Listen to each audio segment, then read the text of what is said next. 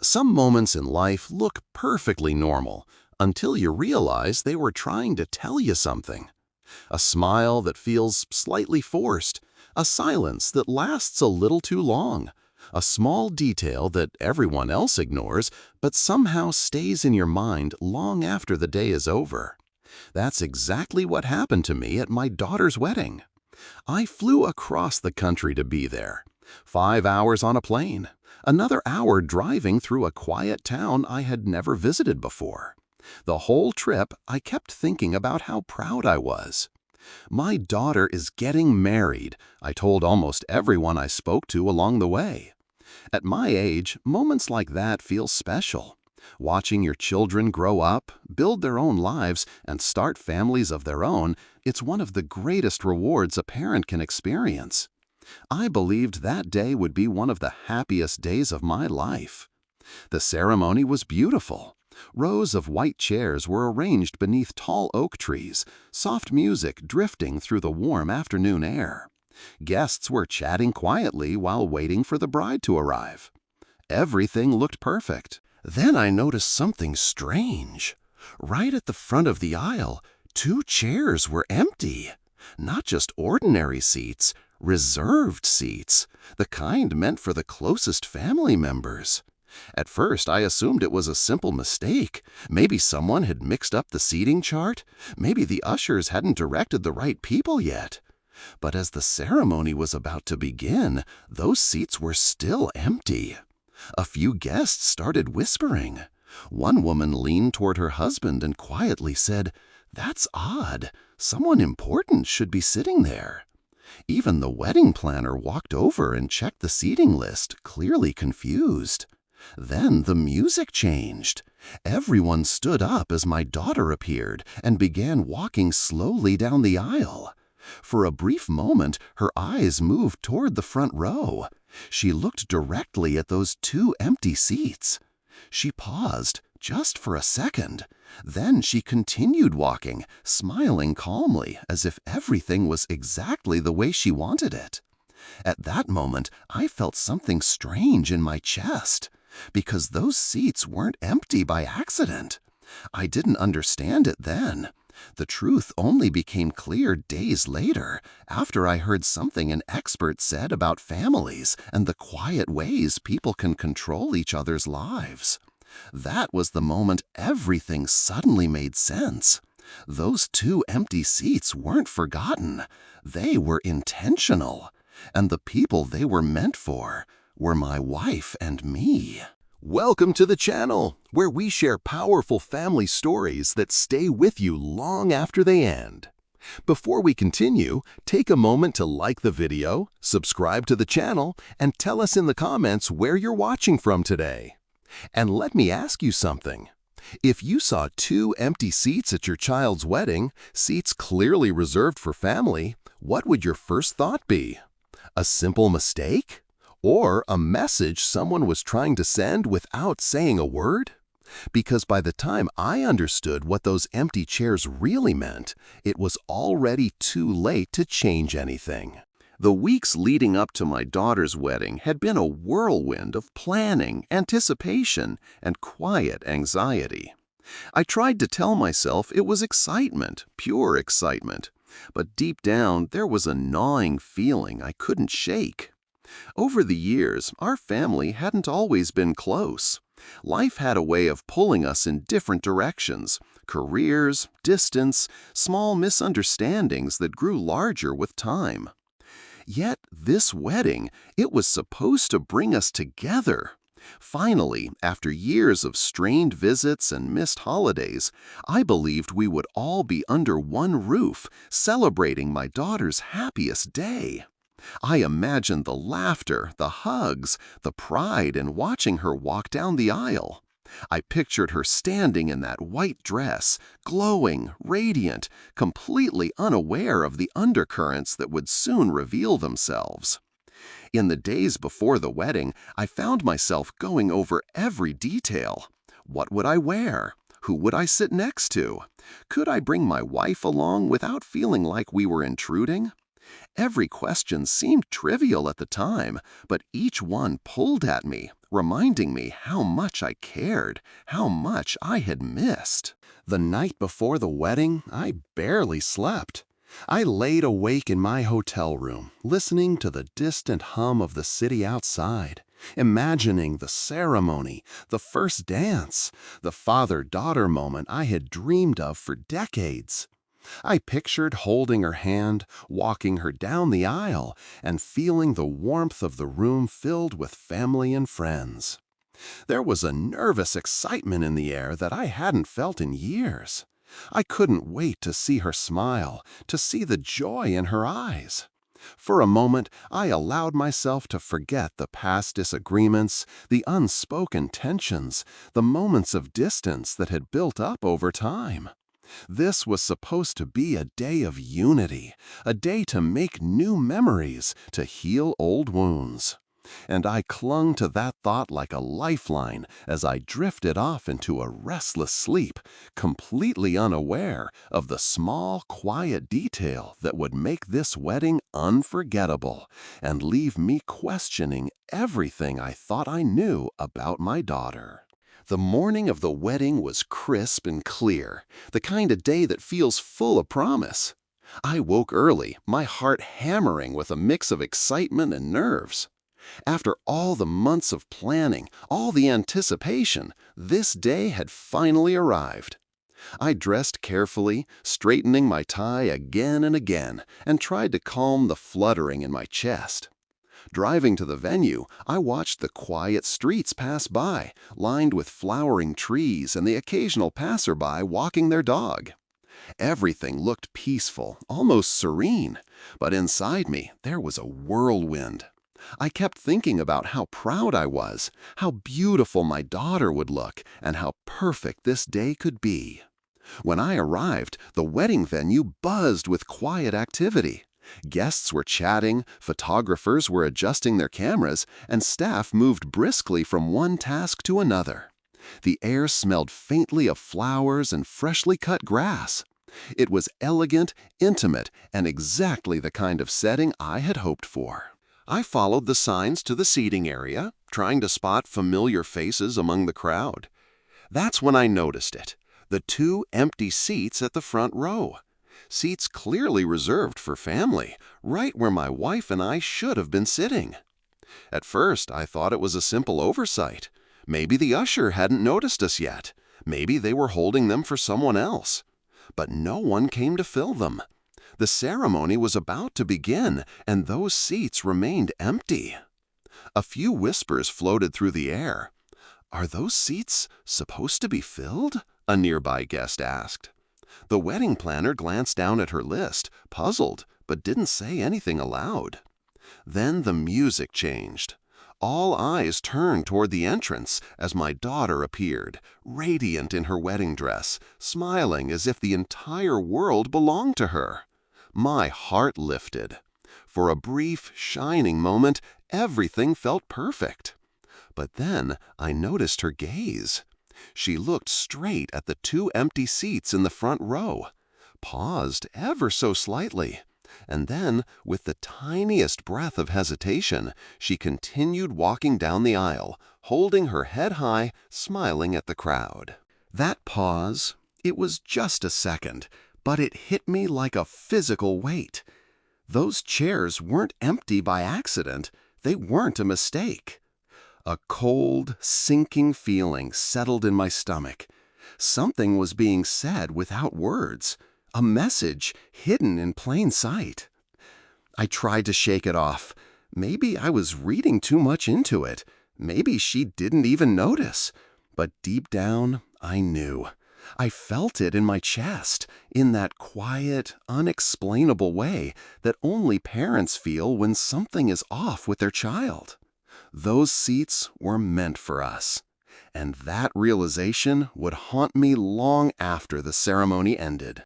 After the wedding, I couldn't stop thinking about those 2 empty seats. Every time I closed my eyes, I saw them, right at the front, reserved, untouched, silent witnesses to a moment that should have included us. Everyone else seemed to move on. Guests laughed, danced, congratulated the newlyweds. but I couldn't shake the feeling that something important had been left unsaid. In the days that followed, memories of past family gatherings began to resurface with unsettling clarity. Small moments that had seemed trivial at the time now took on a darker meaning. How my daughter had suddenly stopped calling as often, how invitations became sparse, how family conversations were always carefully managed by someone else in the house. It wasn't just her. Even my son, who had always been warm and open, seemed distant.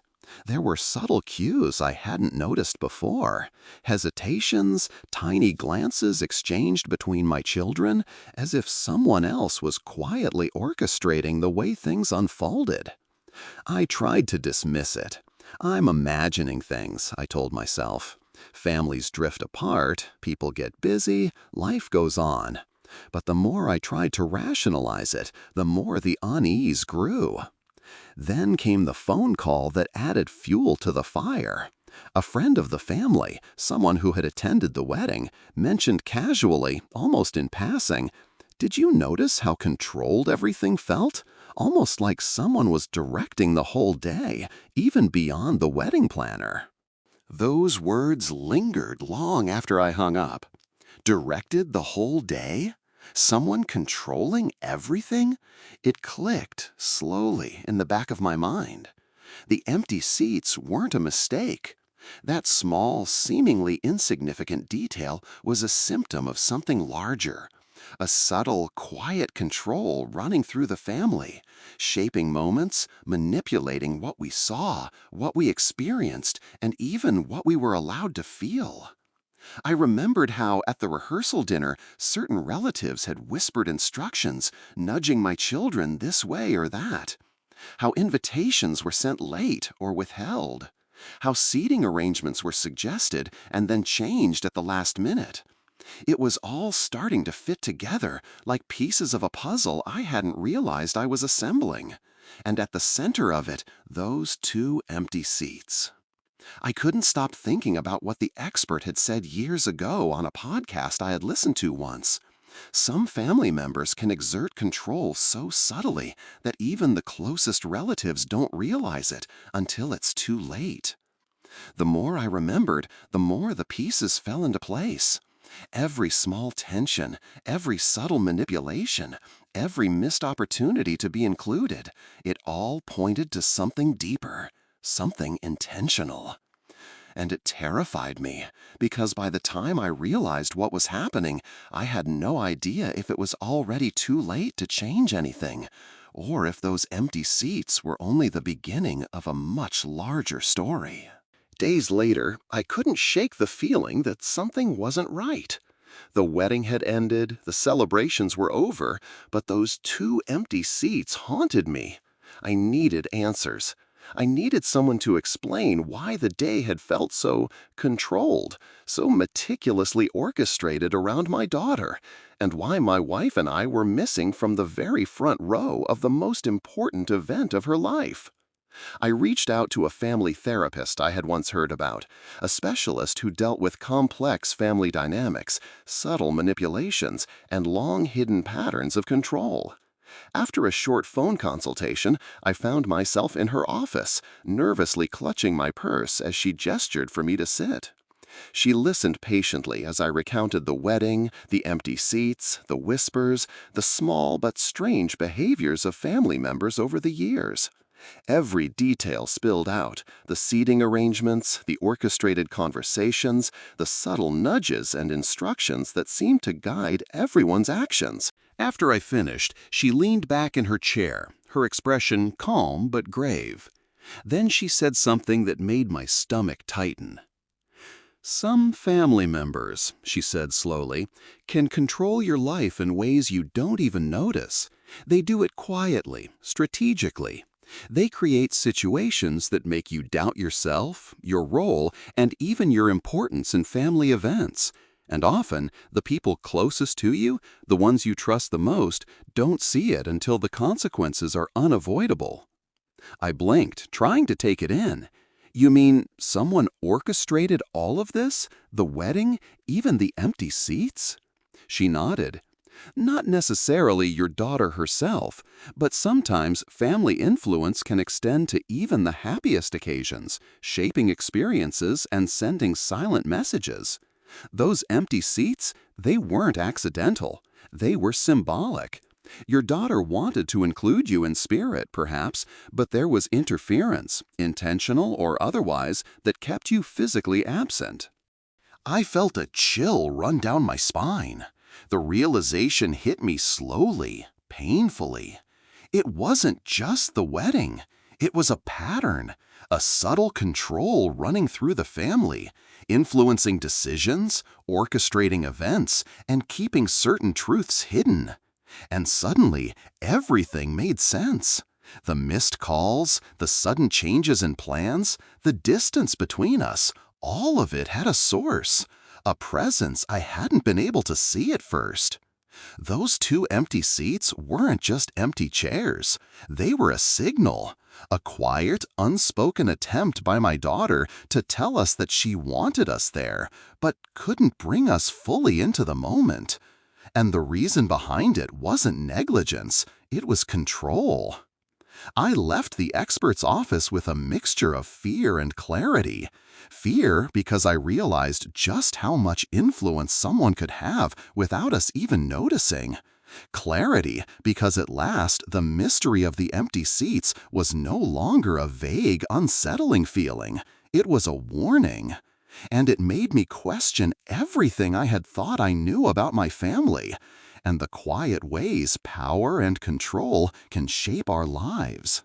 A few days after the wedding, I finally found the courage to call my daughter. My hands shook as I dialed her number, the memory of those empty seats burning in my mind. I didn't know what I would say or how she would respond. All I knew was that I needed answers. When she picked up, her voice was calm, almost cheerful, but there was an edge I couldn't quite place. "Dad," she said, "I'm so glad you called. I wanted to explain everything, but I didn't know how." I took a deep breath, forcing my voice to stay steady. Why were those seats empty? They were right at the front. Everyone could see. Did you mean for us not to sit there? There was a pause. I could hear her inhaling slowly, as if gathering her thoughts. "Those seats, they were meant for you and Mom," she said finally. "I left them empty because I wanted you to be there in spirit, even if the situation didn't allow it otherwise." I blinked, confused. "What do you mean? The situation?" Her voice softened, but there was still an unmistakable tension. "There are things you don't know, Dad. Things about the family, about the way some people influence decisions. I couldn't fight it, not entirely, but I wanted to make sure you and Mom were acknowledged, even if not physically present." Her words hit me like a physical blow. Those empty seats weren't a mistake, not at all. They were deliberate, a subtle message, a way to include us without defying someone else's control. "Why didn't you just tell us?" I asked, my voice cracking. "Why not let us know?" "I wanted to," she whispered, "but I was scared. I didn't want to cause conflict, and I didn't want you to be hurt. I thought maybe this was the only way to protect you from what I couldn't control." For a long moment, silence hung between us. I could hear the faint sound of the city outside, the hum of life continuing as though nothing extraordinary had happened. Finally, I said, "So, the seats, that was your way of telling us you care, even though someone else tried to control the day?" "Yes," she said, her voice almost breaking. "That was my way. I didn't know how else to do it." And in that instant, everything shifted. The fear, the confusion, the anger, they all began to fade, replaced by a deep, aching understanding. Those empty seats weren't just about absence. They were about love, protection, and the invisible battle she had been fighting to give us a place in her life. It wasn't a perfect solution, it wasn't ideal, but it was her way of including us, quietly, without disrupting the fragile balance she had to maintain. And in that quiet moment, I realized something profound. Love sometimes speaks in silence. Sometimes it waits for the right moment. And sometimes it's hidden in two empty chairs at the very front of a wedding aisle. Sitting in my quiet living room after that conversation, I kept thinking about those two empty seats. At first, they had filled me with confusion, hurt, and a gnawing fear that something was deeply wrong. But now I understood. Those seats were not a symbol of exclusion. They were a silent gesture of love, courage, and a quiet resistance against forces beyond her control. Life has a way of teaching us lessons in subtle, unexpected ways. Sometimes the most important messages are delivered not in words, but in absence, in gestures that seem small, but carry enormous weight. My daughter's empty chairs reminded me that even in families, even when control and manipulation linger, love still finds a way to reach us, if we pay attention. I also learned how delicate relationships can be, especially as we grow older. Misunderstandings can pile up like snowdrifts, and sometimes it takes a quiet, almost invisible act to cut through the cold. Those two empty seats weren't just for my wife and me. They were a bridge, a connection, a reminder that our presence mattered, even when circumstances made it impossible to be there fully. So I carry that lesson with me now. I try to notice the small gestures in my family, the subtle signs of care and thoughtfulness that might otherwise go unnoticed. I cherish the moments we do have together, because life is too short to wait for perfect conditions to express love and gratitude. And I want to leave you with a question I've been thinking about every day since that wedding. When someone you love seems distant, when a gesture confuses or frustrates you, could there be a hidden message of care beneath it all? Could those small, quiet acts be saying more than words ever could? If you enjoyed this story, please like this video, subscribe to our channel, and share your thoughts in the comments. I'd love to know. How would you have felt seeing those empty seats? Would you have understood the message, or would it have taken weeks or even years to realize what was being said? Thank you for listening, and remember, sometimes love speaks in silence, and sometimes those silences are louder than anything else in the world.